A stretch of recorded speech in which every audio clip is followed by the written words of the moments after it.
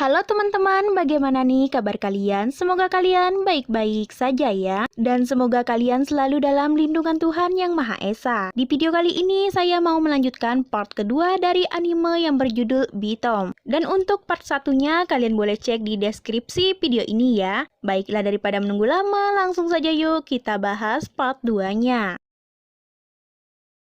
Di awal video, kita diperlihatkan dengan background dari Kosuke Kira. Dia adalah salah satu peserta yang ikut terdampar di pulau tak berpenghuni bersama Sakamoto dan beberapa orang lainnya. Dia adalah anak yang bermasalah, umur masih belia, tetapi dia terjerat kasus pencurian, perampokan, pembunuhan, bahkan pemerkosaan. Dia adalah psikopat yang berumur 14 tahun. Dan dari kasus besar ini, Kira dibantu oleh pengacara handal yang bernama Natsume Soichi. Natsume ingin memenangkan kasus besar ini supaya dia semakin terkenal di dalam kalangan semua orang. Dan para polisi ini juga tidak bisa apa-apa karena hukum melindungi anak di bawah umur.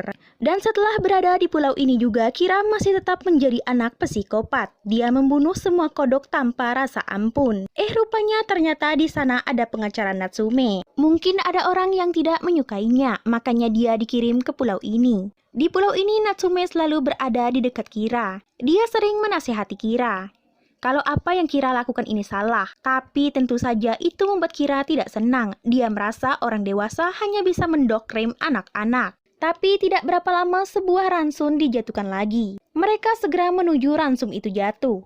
Tapi Natsume tak ingin Kira gegabah. Sebaiknya mereka menunggu ayah Kira dulu. Mendengar kata ayah, Kira menjadi diam. Dia sangat takut kepada ayahnya. Nah, di sini mereka telah sampai ke ransum yang jatuh. Mereka harus mengambil ransum itu di atas pohon. Karena pohonnya tinggi, akhirnya mereka menggunakan bim milik Kira untuk menjatuhkan ransum itu. Dan ransum itu pun langsung terjatuh.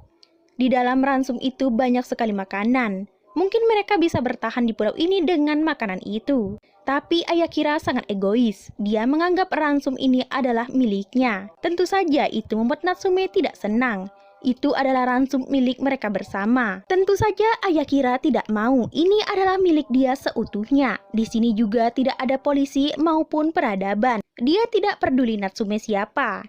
Karena di pulau ini yang kuatlah yang berkuasa. Tapi Kira sangat kesal kepada ayahnya. Dia mengatakan ayahnya bajingan.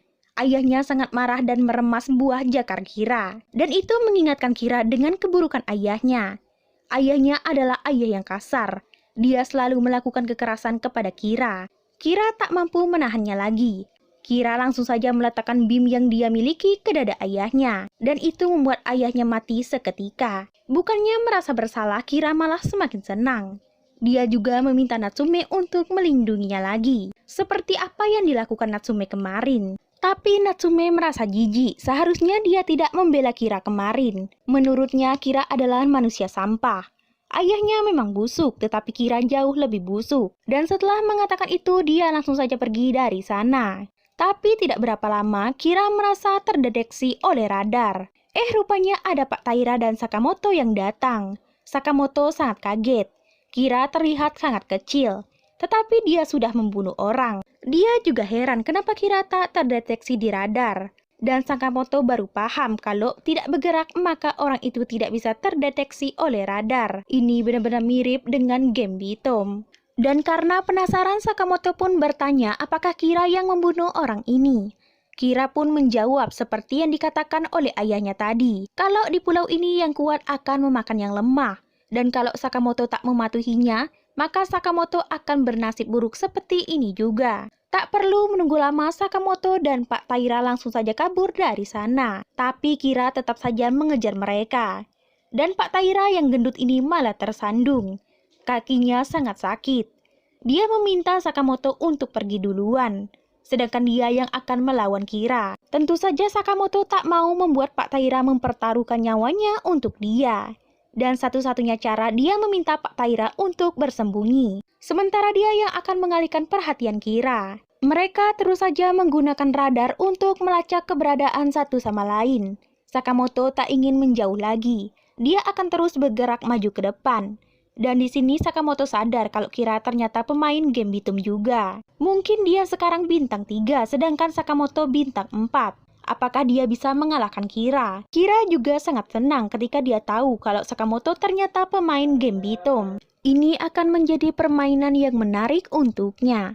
Sementara di tempat lain, Pak Taira ternyata diam-diam pergi ke mayat ayah Kira. Dia mengambil kepingan kristal milik ayah Kira. Di sini dia berharap kalau Sakamoto bisa kembali dengan selamat. Di sini kita masih belum bisa menebak apakah Pak Taira benar-benar tulus dengan Sakamoto atau tidak. Atau dia hanya memanfaatkan Sakamoto demi bertahan hidup di pulau ini. Sementara Sakamoto sendiri dia masih saja kabur-kaburan dengan Kira. Sakamoto tak ingin melawan, dia tak ingin membunuh. Sedangkan Kira dia ingin Sakamoto bermain dengan nyata. Dia ingin Sakamoto melawannya, dia ingin bermain seperti game Bitom sungguhan. Di sini Sakamoto pun tak kuasa lagi, dia terus diserang sampai kepalanya berdarah. Dan satu-satunya cara dia harus melawan. Di sini jiwa Sakamoto langsung kesurupan. Dia akan menganggap kalau ini hanyalah sebuah permainan yang ada di game Bitom. Dia mengeluarkan skill aslinya. Dan itu membuat Kira senang. Mereka akan terus bertarung, tapi yang membuat Kira merasa aneh di sini dia tak bisa mendeteksi radar milik Sakamoto. Apakah dia tidak bergerak? Rupanya dia sadar kalau saat ini Sakamoto sedang menetralisir sonarnya biar tidak terdeteksi. Dan dengan sekali serangan Sakamoto langsung bisa mengalahkan Kira. Dan di sini Sakamoto langsung sadar kalau ini adalah nyata. Ini bukan game. Setelah itu Sakamoto langsung mengikat dan mengambil ransum beserta bim yang dimiliki oleh Kira. Dan selanjutnya dia pun langsung pergi dari sana. Selanjutnya Sakamoto dan juga Pak Taira langsung saja pergi ke tepian air terjun. Mereka akan menyantap makanan yang mereka dapat di sana. Pak Taira dan juga Sakamoto sangat sedih. Akhirnya setelah beberapa hari mereka akhirnya bisa makan. Pak Taira juga sangat bersyukur saat Sakamoto berhasil mengalahkan Kira. Dia benar-benar sangat takut jika saat itu Sakamoto tidak kembali. Tapi Sakamoto juga sangat berterima kasih. Pak Taira yang kakinya terkilir rela bertaruh nyawa demi dirinya. Jadi sudah sepatutnya dia juga menolong Taira. Sambil meneteskan air mata, Pak Taira benar-benar sangat bersyukur karena dia telah bertemu dengan Sakamoto. Tapi apapun yang menimpa Sakamoto sekarang, dia juga masih sangat bingung kenapa dia harus dikirim ke pulau ini. Apakah kesalahan yang dia perbuat kepada ibunya yang membuat dia dikirim ke pulau ini? Terlebih lagi Sakamoto sangat jahat kepada ayah tirinya. Dia sangat kejam kepada mereka. Padahal kedua orang tuanya sangat baik kepada Sakamoto. Tapi tidak berapa lama mereka melihat seorang mayat mengapung di atas dasar sungai. Ternyata dia adalah pria gendut yang hampir saja memperkosa Himiko. Sakamoto sadar mungkin saja ada seseorang di atas sana. Dan mereka harus segera memeriksanya. Tapi Pak Taira tak bisa ikut karena kakinya masih terkilir. Sebaiknya dia menunggu saja di bawah. Dan Sakamoto yang akan memeriksanya. Dan di saat Sakamoto naik ke atas air terjun, di saat itu juga Pak Taira mengambil kepingan kristal pria gendut ini. Dan saat ini dia sudah mempunyai 2 keping kristal. Sementara Sakamoto sendiri saat di atas dia bertemu dengan satu mayat tak diketahui. Mayatnya benar-benar sudah membusuk. Dia ingin muntah, tetapi dia tak mau karena makanan di pulau ini sangat langka dan dia harus memuntahkannya kembali. Tapi dia tak mampu lagi dan langsung memuntahkannya. Tapi dia sangat heran, mayat ini baru 2 hari tetapi sudah sangat membusuk dan kepingan yang di tangannya juga sudah hilang. Dan di sini Sakamoto langsung saja menggunakan sonarnya untuk melacak pelaku. Rupanya pelaku itu ada di atas tebing. Dia adalah seorang perempuan dan Sakamoto juga pernah bertemu dengan perempuan itu sebelumnya. Tapi tidak berapa lama Himiko langsung saja melemparkan gas beracun ke daerah Sakamoto. Dan di sini Sakamoto langsung sadar kalau di dalam game semua yang terkena gas itu akan langsung meleleh. Dan tanpa menunggu lama lagi Sakamoto langsung saja kabur dari sana. Di sini rupanya itu hanya taktik Himiko untuk memancing Sakamoto untuk keluar dari hutan. Di sini Sakamoto tak menyangka kalau gadis ini adalah pembunuh yang kejam. Di sini Sakamoto ingin bicara baik-baik kepada Himiko. Dia tak ingin mereka saling membunuh. Dia hanya ingin mereka bekerja sama saja. Dan sepertinya Sakamoto berhasil menenangkan Himiko. Tapi Himiko juga tak akan sebodoh itu. Dia sangat trauma kepada laki-laki.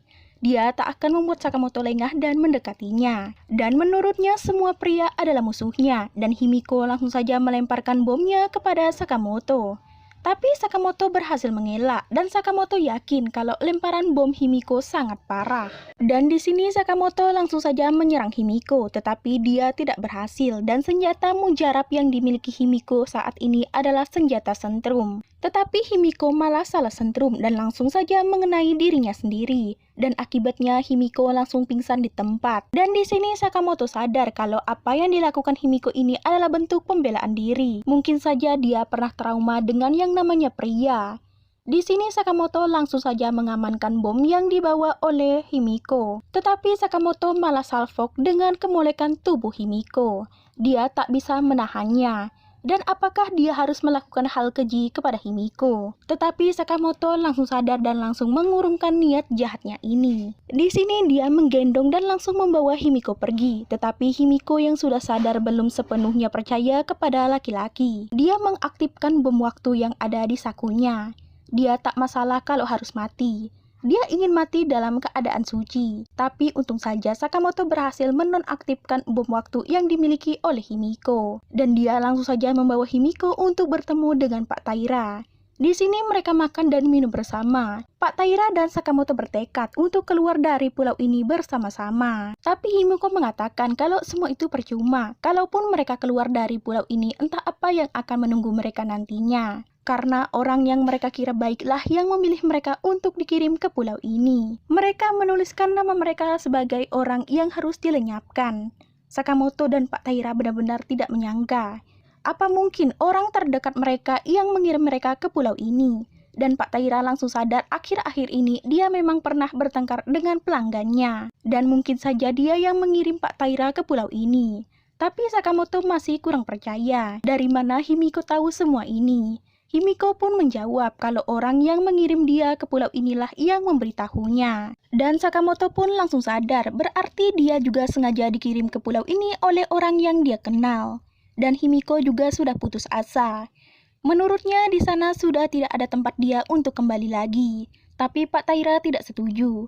Menurutnya mereka harus bertahan hidup dan harus segera keluar dari pulau ini. Tetapi tidak berapa lama sesuatu yang aneh mendekati mereka. Di saat Sakamoto melacaknya, tidak terdapat sesuatu yang mencurigakan. Rupanya itu bukan manusia, melainkan reptil raksasa. Dan mereka harus segera pergi dari sana. Walaupun di dalam kondisi kritis seperti ini, mereka tetap tidak meninggalkan Himiko. Sakamoto meminta Pak Taira untuk membawa Himiko. Sedangkan dia akan mengambil bim dan sisa makanan yang mereka miliki. Di sini Sakamoto berhasil mengambil bimnya, tetapi dia tidak bisa menggunakan bim penghancur, karena bim ini milik Kira dan Kira belum mati. Jika ingin menggunakan bim ini, dia harus membunuh Kira dulu. Sementara Pak Taira, dia masih terus berjuang untuk mengusir semua kadal-kadal ini. Dan yang tak diduga adalah kaki Pak Taira sampai tergigit oleh kadal raksasa ini. Tapi untung saja saat itu juga Sakamoto berhasil menemukan bom yang bisa dia gunakan. Dan dia langsung saja melemparkan bom itu ke arah reptil raksasa. Dan sekarang mereka harus cepat-cepat pergi dari sana. Kalau tidak, reptil itu akan terus menyerang mereka. Sakamoto meminta maaf kepada Pak Taira. Kakinya tergigit reptil tetapi dia harus membawa semua bim itu. Ditambah lagi Himiko sama sekali belum sadar. Dia masih lemah karena terkena sentrum senjatanya sendiri. Tapi walaupun susah seperti ini, Pak Taira sangat kagum kepada Sakamoto. Zaman sekarang tak banyak orang seperti Sakamoto. Di saat ini juga tidak ada yang akan menyalahkannya jika Sakamoto tadi meninggalkan mereka. Sakamoto bingung kenapa Pak Taira terus saja membicarakan itu. Apakah dia mau menguji kesetiaan Sakamoto saja? Tapi sebenarnya Pak Taira tak bermaksud apa-apa. Dia hanya takut jika tadi Sakamoto meninggalkan mereka. Dia takut jika Sakamoto tidak kembali. Dia sangat takut dan takut dikhianati. Dia mungkin sangat baik dengan keluarganya, tetapi dia sangat kejam di dunia kerja. Mungkin ini adalah karma untuknya. Tapi tidak berapa lama reptil itu terus saja mendekat. Mereka semua harus cepat-cepat pergi dari sana, sampai-sampai Pak Taira saja terpisah dari Sakamoto. Sekarang giliran Sakamoto yang takut. Apakah sekarang Pak Taira benar-benar mengkhianatinya? Saat dilacak pun jejak Pak Taira sama sekali tidak terlihat. Semua bom ada dengan Pak Taira. Bisa saja dia membawa kabur semua bim itu dan meninggalkan Sakamoto di sana. Sakamoto sangat takut jika Pak Taira mengkhianatinya. Tapi tidak berapa lama sebuah bim terbang tiba-tiba datang. Ternyata itu adalah Pak Taira. Dia datang untuk menyelamatkan Sakamoto. Ternyata mereka dari tadi sama-sama mencari, makanya mereka tidak bisa melacak satu sama lain. Di sini Sakamoto pun bertanya, bukannya Pak Taira mau merahasiakan BIM-nya kepada Sakamoto. Tetapi sekarang dia malah menunjukkannya. Pak Taira pun menjawab, pada saat itu dia memang belum mempercayai Sakamoto. Tapi sekarang dia sudah tahu kalau Sakamoto adalah orang baik. Dia percaya dengan Sakamoto sepenuhnya. Dan dia harap Sakamoto tidak mengkhianatinya. Dan di sepanjang perjalanan ini, mereka akhirnya bertemu dengan rumah singgah.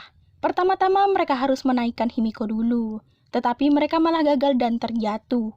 Dan rupanya reptil raksasa itu terus saja mengikuti mereka. Sedangkan Himiko masih belum sadar juga, Sakamoto terus saja membangunkannya. Tetapi dia sama sekali belum sadar juga. Sakamoto benar-benar tak bisa menahannya lagi. Dia mungkin harus menjadi iblis sekarang. Dia beranjak dan langsung naik ke atas meninggalkan Himiko dan juga Pak Taira. Rupanya dia menggunakan bom asap milik Himiko. Dia menggunakan jari Himiko untuk mengaktifkan bom asap itu.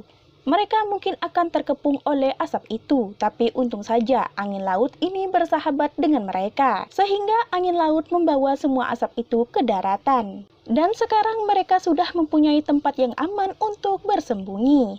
Tetapi Sakamoto berpikir, mungkin mereka bukanlah orang pertama yang dikirimkan ke pulau ini. Dari jejak pembunuhan ini kita bisa melihat kalau beberapa bulan yang lalu ada orang yang pernah mati di tempat ini. Dan mereka bukanlah penyintas pertama di pulau ini. Sementara Pak Taira, dia terus saja merasa kesakitan akibat gigitan reptil raksasa. Sedangkan Himiko, dia sama sekali tidak peduli dengan Pak Taira, padahal dia selamat juga berkat Pak Taira. Dia terus saja merasa kesal dengan semua laki-laki. Tapi terlepas dari semua itu, Himiko juga harus membantu Pak Taira. Mereka harus memegang Pak Taira, mereka juga harus mengobati Pak Taira. Dan mau tidak mau, Himiko pun langsung mendengarkan apa yang dikatakan oleh Pak Taira. Dan rupanya juga apa yang terjadi di pulau ini sudah dipantau oleh orang-orang yang terlibat untuk mengembangkan game Bitom. Mereka memantau semua aktivitas para pemain. Dan orang yang mungkin Sakamoto kenal adalah pria bertopi ini. Sementara di tempat Himiko, dia terus saja memandangi foto sahabatnya. Tapi Himiko tiba-tiba kaget dengan suara Sakamoto yang ada di belakangnya. Sakamoto juga tidak sengaja melihat wallpaper yang ada di handphonenya Himiko. Dia tahu itu adalah foto cosplay. Karakter itu juga sangat mirip dengan game Bitom. Dan Sakamoto juga masih penasaran dengan nama Himiko. Dia sama sekali belum tahu nama Himiko. Tapi Himiko tidak akan memberitahu siapa namanya. Dia juga berencana untuk pergi dari sana meninggalkan Sakamoto dan juga Pak Taira. Tapi sebelum Himiko pergi, Sakamoto perlu tahu dari mana Himiko mendapatkan semua bom itu. Apakah dia memang seorang pembunuh? Dan berapa banyak orang yang sudah Himiko bunuh? Tapi Himiko hanya diam, dia tak akan memberitahu Sakamoto. Toh dia juga melakukan itu semua hanya semata untuk melindungi dirinya sendiri. Tapi Sakamoto tak bisa menerima jawaban Himiko. Mereka tak bisa bersama. Dia takut jika suatu saat nanti Himiko diam-diam mengkhianati mereka. Tapi tidak berapa lama tiba-tiba saja mereka terdeteksi oleh sinyal sonar. Dan mereka ketahuan karena Himiko bergerak. Himiko ingin pergi saja, tapi Sakamoto melarangnya. Hanya satu orang yang ketahuan dan dia akan memancing penyintas ini untuk menjauh. Nah teman-teman, itu tadi adalah part kedua dari anime yang berjudul Bitom. Bagaimana nih menurut kalian alur cerita anime ini? Komen di bawah ya. Dan untuk part 3-nya akan segera menyusul. Bye.